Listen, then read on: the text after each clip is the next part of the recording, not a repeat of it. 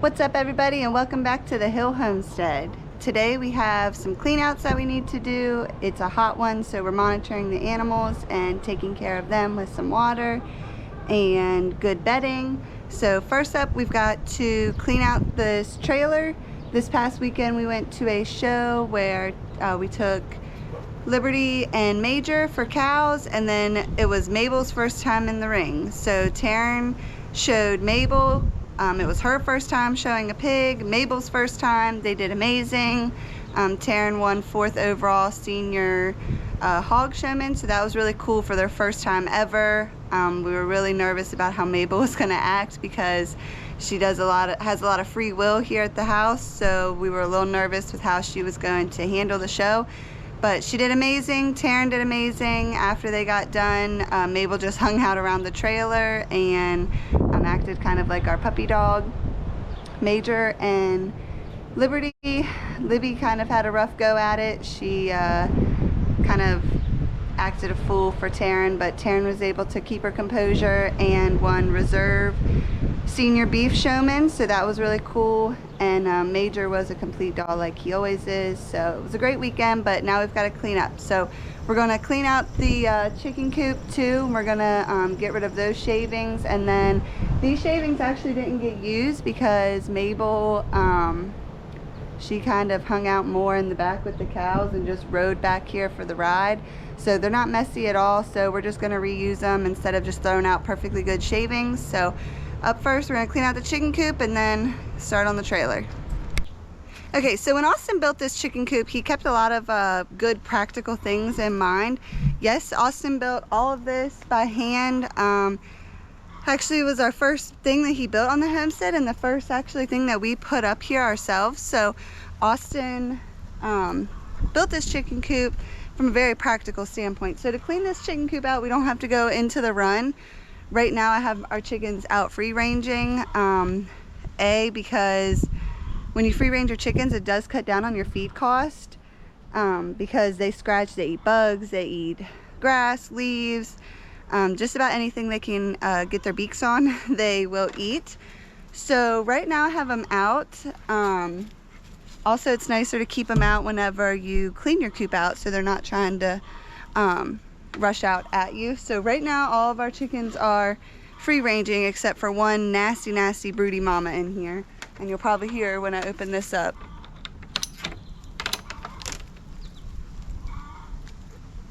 So she's in one of the far boxes right now, so you can't hear her. But Austin put this door on the back so we never have to walk into the run or disturb the chickens too bad that way, which is really nice. But like I said, they're free ranging right now. The breeze feels amazing. It's like 92 degrees out right now, so that breeze feels really nice. I know it hurts because you might not be able to hear me as well. But when you look in our chicken coop here, you can see that it's got the air at the top for some ventilation. It's with hardwire cloth so that nothing can get into it there. When you go inside here, you can see that we've got roosting bars up at the top, but also on the bottom here. We do have this string here which we can pull, and that opens and closes the door. And then the nesting boxes are on the outside here. So first what I'm going to do is I like to just get my nice handy rake here. We'll move the wheelbarrow up close, and it's as easy as this. Reach in, pull your stuff right on out. The chicken coop hasn't been done in a little while. Oh, we made enough noise to scare the broody hen out, and she's not happy.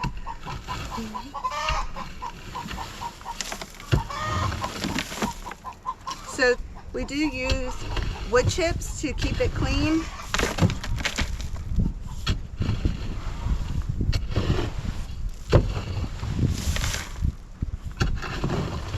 When you do clean out your chicken coop, probably pretty smart to wear a mask.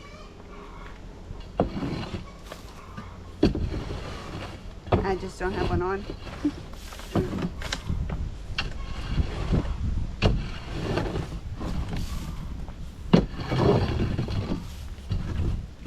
whole process doesn't take very long.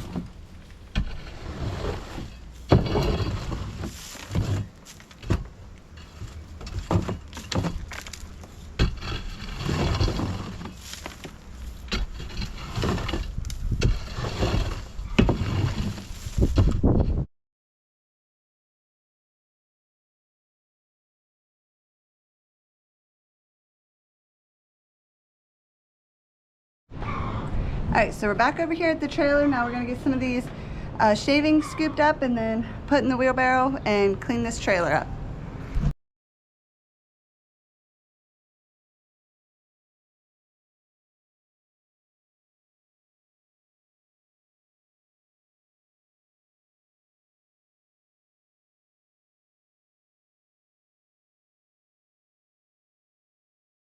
Okay guys, so we're here. I'm about to throw the pine shavings in. I just need really a light layer down for the bedding. It's so hot during the day and night that they don't need a whole lot of warmth. So pine shavings and wood chips are great, especially in the summer. When you get into the winter and the fall, you're going to want to definitely do some deep bedding methods and use straw or hay. Even in the summer, we'll still put some hay in the nesting boxes because we want them to stay nice and padded so that no eggs break.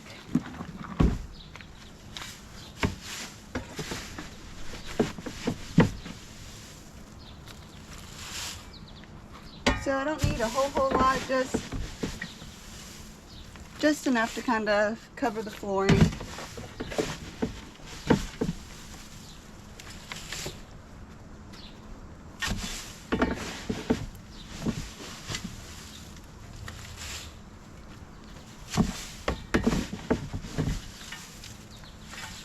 Alright, so that should do it for cleaning out and replacing in the chicken coop. I'll probably use the rest of these shavings and throw them down in some of the other pig pens to soak up some of the water that they keep putting in their pens. So we'll close this up.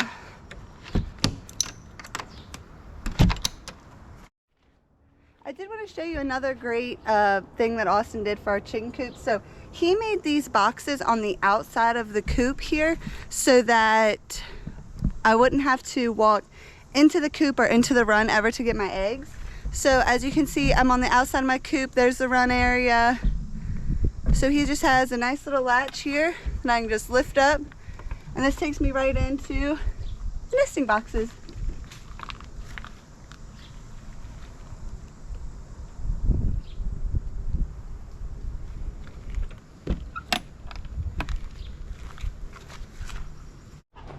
Des was pretty well rocking this video before the camera got too hot, and she got busy, so she asked me to continue the video on kind of talking a little bit about the chicken coop. Like she said, this was the first build here for the homestead, and I tried to use as little lumber as possible, tried to keep it as cost efficient as possible, and use the least amount of material, things I had laying around. But I think the most that we had in this was the plywood itself.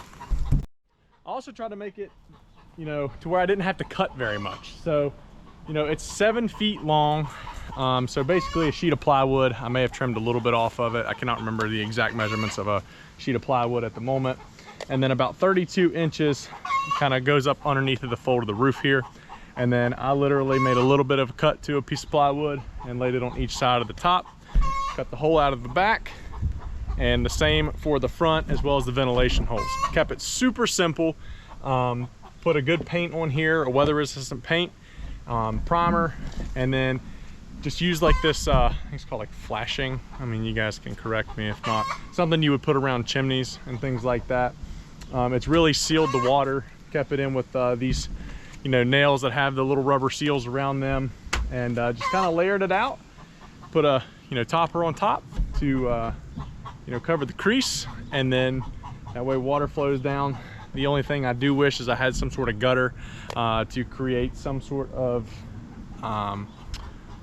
you know, natural waterer. That way it would catch any rain and kind of run it right into a water, and we wouldn't even have to worry about watering them, because we don't really have to worry about feeding them right now either, because of all the bugs and things that she had talked about earlier. I'll talk to you guys about what we did on the inside and adjustments that I kind of wish I would have made on that. So she talked about this roosting bar. This is not drilled into the ground or onto the floor or anything like that. This is just something that I threw together with some scrap pieces and threw it in here, mainly for our pullets, our younger chickens that are learning how to roost, that cannot quite make the flight up. I ran a bunch of boards through here and gave them plenty of room. I know you can see the nails sticking out the top. Rookie mistake. I should have shaved those off and or put more slats. I was just, like say, trying to use the least amount of material as possible, and I don't believe any of those nails have ever killed anyone. But we have 1, 2, 3, 4, 5, 6 boxes. Space them out 9 to 12 inches apart, because that's all that a chicken really needs, is 9 to 12 inches for their nesting boxes. Gives them a sense of privacy. Elevated it slightly with a little bit of a lip here, that way the eggs cannot roll out into this main section down here. And ever since that video that Des talked about, the door was originally right here, and we have a pulley system that would run up through here. We had 2 pulleys, and what we would do is we would pull the string, and all it was weed eater string, and it was tied onto a chain where we would hook right here. It would lift the door up, and when we wanted to close it at night, we just pull the chain and the door would simply drop back down. So that is the basic build of this chicken coop. Built it on some 4x4s and made it as simple and as cost efficient as possible. And it is now, I think it's about 4 years old, and it has done amazing for us. I mean, we have had 0 issues other than the door falling off, but I have no complaints about this chicken coop at all. It is by far the best one that I've built, and I've built a few, which this one has outlasted all of them. So if you need to know anything else about this chicken coop, we can do a further in-depth video of it, and maybe one day, if we need another one, I'll build another one just like it, and try to make it as close to this as possible. What I really did was take a couple different videos that I found on YouTube and kind of smash 2 different chicken coops together to build this one. My favorite feature of this is definitely these nesting boxes. I like the way that they look. I like the accents that it gives it. And the only thing that I think will make this thing better is adding a little bit of trim to it and kind of pretty it up a little bit. All right, I know some of you are probably like, why are your chickens free ranging right now? Are they laying in the right boxes? Are they staying alive? Things like that. So we have obviously working dogs outside that help protect our chickens, our livestock, everything. The main thing they protect them from right now are the groundhogs. I think Ruger and Moose are up to quite a few groundhogs this summer, so nothing too crazy. They do keep the hawks away pretty well, but our birds also hang out right here in the wood line, so they don't have too much of a hawk. They're not out in the open, so even their coop is up against the wood line, so they stay pretty protected from the hawks that way. We do have a family of foxes running around. However, knock on wood, as far as I know, they haven't attempted an assassination on the chickens yet. Like I said, knock on wood. But that's also could be because of Ruger and Moose. They stay outside a good bit. Our inside dogs, Hank and Sora, it's a golden retriever and a Rottweiler. She's walking up behind me. But they stay outside with us a good bit. We make quite a ruckus out here pretty much all day long when I'm home from on summer break. So we're not really attracted to the predators. The dogs do a really good job at it. We stay busy outside, so that kind of deters them away. At night you can hear some coyotes on and off again, but once again, I think Moose, his bark is a little bit scarier than theirs right now, so they stay pretty at bay also. like I said, knock on wood, we haven't had too many issues, so it's nice to free range them. It helps on feed cost, it helps on just about everything around here. They help with they keep the bugs down, and I think they're just happier. I think they're happier to be out and about rather than holed up in their coop in their run all day. So we enjoy it like that. We enjoy seeing them walk around, and my flower beds don't necessarily enjoy it. They do scratch in the mulch sometimes and mess with the flower beds, but that's okay. We don't have too many visitors to notice that. We do have to go on an egg hunt just about every day just to try to be sure that we're getting all the eggs. Sometimes they have them in the barn, in the hay, or behind a few things. Okay, so as you guys know, we have a good number of chickens right now on the homestead. I think we're running about 20 to 30 chickens, laying hens right now. We have a rooster. Actually, we have 2 roosters, and then we've got a few chick roosters, I think you could call them right now. They're just starting to learn to crow. So we have a couple of different breeds, and we have a couple different colors of eggs. Right now we have a few azure blue egg layers, so they lay the pretty light blue eggs. I do have 1 or 2 of the olive eggers, which lay the green eggs. I have a few of just barnyard mixes between our rooster is a red and blue laced Wyandotte, and so he's the dad of a lot of the chicks that we hatch out. But most of them are like a barnyard mix in that sense. A couple of them have barred rock in them. A couple of them are well summers. My favorite all-time breed is a speckled Sussex. I had a chicken named Honey that was a speckled Sussex, and that kind of launched me into chickens. I just had gotten a few, and Honey, speckled Sussex chickens are very docile, and she was my only one, and she got beat up whenever we put her in the coop, so then I nursed her back to health, and I could just put a chair down in the chicken run and she would sit on me, on my shoulders. So that was like my gateway into chickens. We have some Buff Orpington mixes, and we have some light Brahmas. So all pretty docile breeds. If you're looking for a little bit better, more frequent egg layers, but they're also more aggressive in a sense, especially if you have a rooster, would be Rhode Island Reds. If you're looking for just a really cute yard ornament chicken and docile, silkies are definitely the way to go. You just have to really have a good coop for them, keep them out of the mud and whatnot, because they have fuzz and not feathers. When your chickens have feathers, the water and mud can kind of just slide off their backs, and so that's a more hardy bird versus silkies are a little more fragile. Polish have the nice big poof on their head, but once again, you want chickens that can look up, make sure if you free range them, it's hard for them to spot like hawks and certain predators from the air because they have the floof that lays over their head. So I just have a lot of knowledge about chicken breeds, and I've done a lot of research on breeds and good breeds for our homestead. So if you guys have any other questions about a good breed for your area, I might have that information. But like I said, a lot of ours right now are some barnyard mixes. A lot of them are a mix between a light Brahma and a red and blue lace Wyandotte. Some of these chicks and chickens have what I've hatched out in my classroom over the years. So we've got a little bit of everything in that mixture.